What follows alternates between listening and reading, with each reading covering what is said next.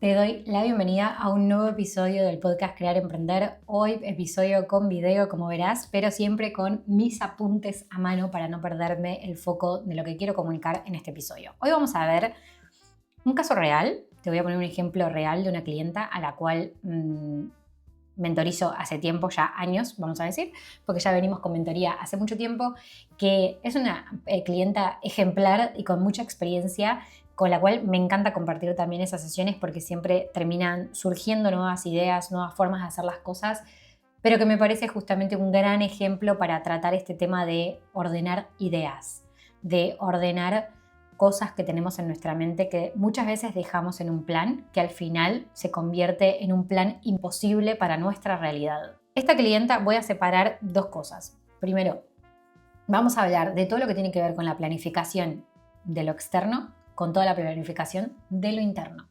Lo externo es a lo que yo llamo lo que ven nuestros clientes, la comunicación, nuestras propuestas, nuestros canales, todo lo que tenga que ver con eso que salgo a exponer al mundo, eso es lo externo. Y lo interno tiene que ver con todos los procesos, con las tareas, con todo el trabajo de introspección, con todo el trabajo de armado de servicios, de armado de propuestas, de armado de ideas. Todo eso es el trabajo interno.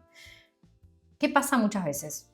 La mayoría de las veces, con la mayoría de los profesionales que me voy encontrando a lo largo de estos años, veo que lo que tienen es un exceso de visualización y de planificación para lo externo y no tanto para lo interno. Y al final, lo externo, ese trabajo que vemos, como por ejemplo un posteo por hacer en redes sociales, termina comiendo horario de lo interno, del trabajo interno. ¿Por qué? Porque no sabemos cuánto tiempo nos va a llevar. Esta persona puntualmente la había logrado estar como en un momento muy bisagra de su negocio, de hecho, porque tuvo un gran hito el año pasado, que es haber logrado formalizar su empresa. Y no es haber logrado formalizar su empresa, vas a decir, Juli, bueno, pero abrir una SL no es tan difícil. No es eso, sino que logró formalizar su empresa en un país diferente al suyo y en un país donde hay mucha burocracia, donde es un proceso que no mucha gente lo logra y por lo tanto esto es un exitazo, o sea, es algo súper a celebrar. Pero ¿qué pasa? Dedicó mucho tiempo a eso, por supuesto, porque así lo requería, y todo ese tiempo interno, justamente, lleva a un gran proceso y lleva a que dejes de lado otras cosas de tu negocio. Ella tenía una planificación que habíamos creado juntas, que era bastante ambiciosa, que era para escalar, para poder liberar tiempo, porque además de todo es madre, y es muy importante para ella tener tiempo de calidad para su hijo y también tener tiempo de calidad para ella misma, para disfrutar de ella. Y esto, cuando tenemos un exceso de ideas puestas en un plan, al final te abruma, te pesa. O sea, no llegas a ningún lado. Una de las cosas que había hecho en su proceso, que por lo menos desde mi lugar como mentora le había dicho, puede ayudarte, pero en realidad creo que deberías hacerlo vos. Ella había delegado su comunicación en una agencia, lo cual fue muy bien durante un tiempo. De hecho, la agencia le proponía cosas y estaba muy bueno, pero también eso, que era trabajo externo, como te decía, le requería mucho trabajo interno. Entonces, en lugar de liberarle tiempo, lo que hizo fue ponerle como prioridad lo externo cuando todavía muchas cosas de estructuras internas no estaban establecidas o no eran acordes a su realidad. Vemos muchos negocios que quieren escalar y que lo logran. Vemos muchos ejemplos de personas gurúes que te dicen que podés lograr esa facturación trabajando menos, pero realmente el trabajo interno es el que menos se cuenta. Las horas que pasás revisando textos de la persona que lo va a publicar, las horas que pasás pensando en cómo hacer que este proceso sea más fácil para el cliente, las horas que pasás haciendo facturas, las horas que pasás haciendo burocracia, las horas que pasás frente a la pantalla investigando, buscando información, leyendo artículos, todo eso que te hace un profesional que realmente crea valor y que genera servicios que son valiosos para el cliente, son horas internas que muchos no tenemos en cuenta cuando empezamos a planificar. Entonces, lo que ella tenía no era una falta de capacidad, sino un exceso de posibilidades. Y ese exceso de posibilidades tiene mucho potencial, por supuesto, pero es fácil perderse en el cómo lo hago, en el cómo lo logro, y al final hacer un plan que se convierte como en un Frankenstein que tiene muchas cosas, que tiene muchas aristas y que al final nos abruma tanto que para nuestro cerebro ese exceso de posibilidades, por el contrario que parezca, hace que hagamos menos cosas y que sepamos mucho menos dónde poner nuestro foco. Acá es donde entro yo, básicamente a ayudarla. Entonces, lo que pusimos sobre la mesa es todo lo que se había hecho hasta ahora. Celebramos, lo festejamos, nos reímos, disfrutamos de eso, pero de todo esto que teníamos sobre la mesa, con la realidad que ya vio que tenía y con la realidad de la posibilidad de horarios que tenía, vimos cuáles son las oportunidades más eficientes para eliminar el exceso de ideas y ordenarlas por prioridad. Entonces, básicamente planificar es ante todo hacer foco. Y el foco tiene que estar puesto sobre lo interno para que lo interno tenga la estructura necesaria para poder pasar a lo externo. Es decir, si yo no tengo una estructura de servicio, posiblemente no sepa cómo comunicarlo. Entonces, contratar a alguien que comunique por mí no es necesario y no va a ser eficiente, va a ser pérdida de dinero.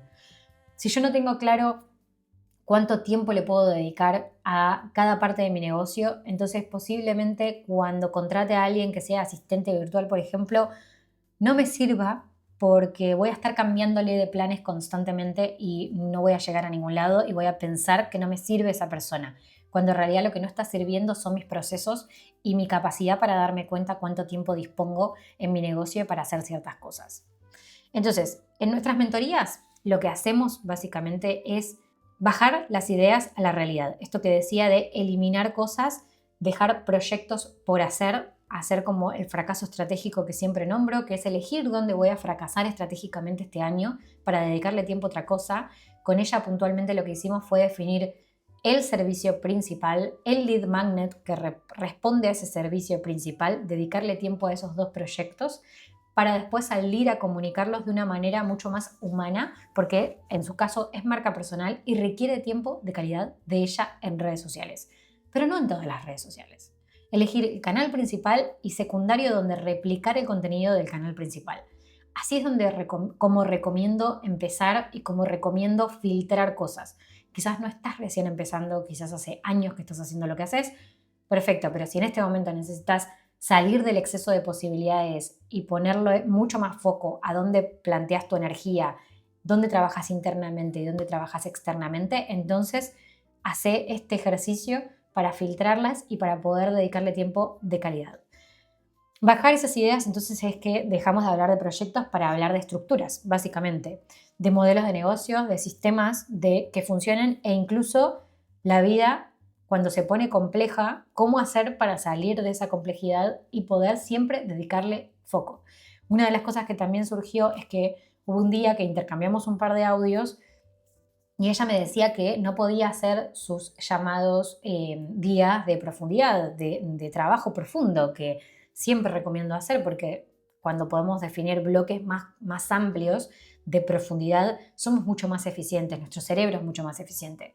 Pero yo lo que le decía a esto es que le recomendaba no siempre depender de ese trabajo profundo, sino aprender a crear profundidad en lapsos de tiempo más cortos. Es decir, buscar herramientas como la música, herramientas o un lugar, un entorno amable, aromas, cosas que hagan que tu cerebro se identifique como este es el momento de trabajo profundo y lo vamos a hacer.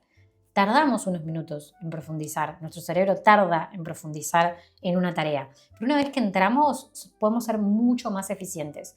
Yo soy mamá hace 5 meses y en estos 5 meses como que valoro mucho más estas herramientas porque reconozco que soy mucho más eficiente gracias a haberlo practicado durante tantos años.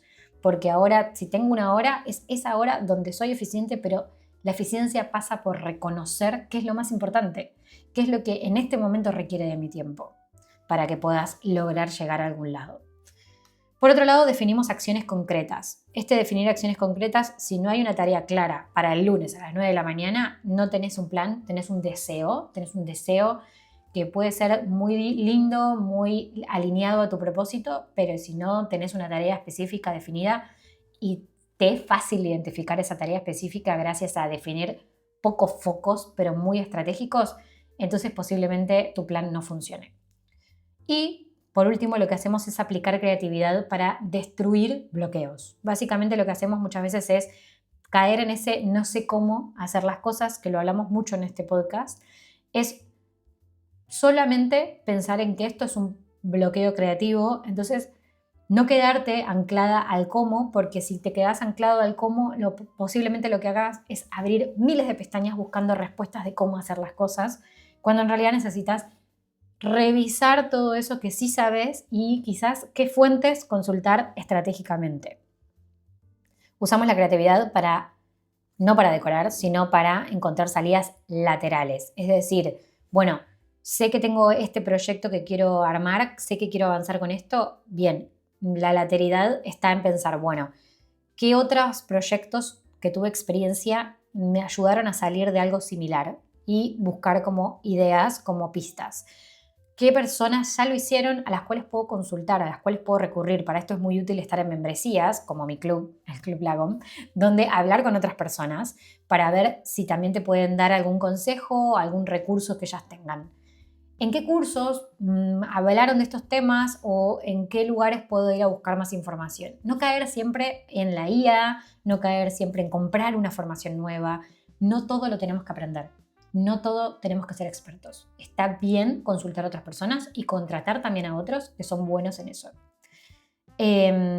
También para validar servicios de forma ágil y comunicar con autenticidad. Como hicimos también con esta persona, con esta clienta, que lo que dijimos es plantear un plan de acción a validar formas de generar sus contenidos, porque si a ella le estaba haciendo difícil ser constante, bien, le propuse una plataforma para poder empezar a validar ciertas formas de comunicar diferentes, más alineadas a su estilo de vida en este momento, que después puede cambiar. Entonces, todo esto que hacemos en las mentorías, normalmente lo que hace es que de a poco vayamos haciendo foco en lo importante, planteando la estructura necesaria para que eso me ayude a seguir creciendo, dejar de lado proyectos para dejarlos para después, para que en este momento funcione lo que tenga que funcionar hoy, y también aprender a definir tareas concretas y aplicar creatividad cada vez que nos encontramos con un bloqueo. Aplicar creatividad, hablar, comunicarme con otras personas, porque el camino emprendedor puede ser muy solitario, entonces esto es muy necesario. Entonces, el éxito de un negocio, acá me anoté porque lo quiero leer, no es que aparezcan problemas difíciles, claramente van a aparecer siempre, sino que dejes de enfrentarte a los mismos problemas todos los años. Porque la clave está ahí. Que crezcas significa que siempre tenés un problema y un desafío nuevo, pero no los repetís, no repetís el mismo problema constantemente. Lo que más veo, por supuesto, es el problema de la comunicación. Lo que menos hay que trabajar muchas veces es la comunicación, porque quizás es la estructura la que te ayuda a comunicar mejor, pero por no verla perdés mucho tiempo, perdés muchos años posiblemente en tratar de solucionar algo que es realmente la punta del problema, no el problema en sí. Entonces, si tenés este problema de exceso de tareas, de exceso de ideas, exceso de posibilidades, te recomiendo buscar un mentor, una mentora, un grupo, alguien que te ayude a empezar a poner orden a esas ideas. Y si no, con este episodio posiblemente tengas un par de conceptos que empezar a aplicar para planificar mejor, para planificar más estratégicamente y dejar de empujar la puerta equivocada, dejar de ir por abriendo puertas pensando que este es el problema cuando en realidad no planteaste el panorama de todas las posibilidades que tenés para empezar por la correcta. Espero que este episodio te haya sido de utilidad. Si es así, déjame tu comentario y suscríbete a mi canal y déjame también las estrellitas en el Spotify si estás escuchando y viendo esto en Spotify. Me sirve para saber cuántos somos del otro lado también, para saber si te gustan estos contenidos. Si tenés una pregunta, me encontrás en redes sociales para que podamos hablar, conversar mucho más y nos vemos la próxima.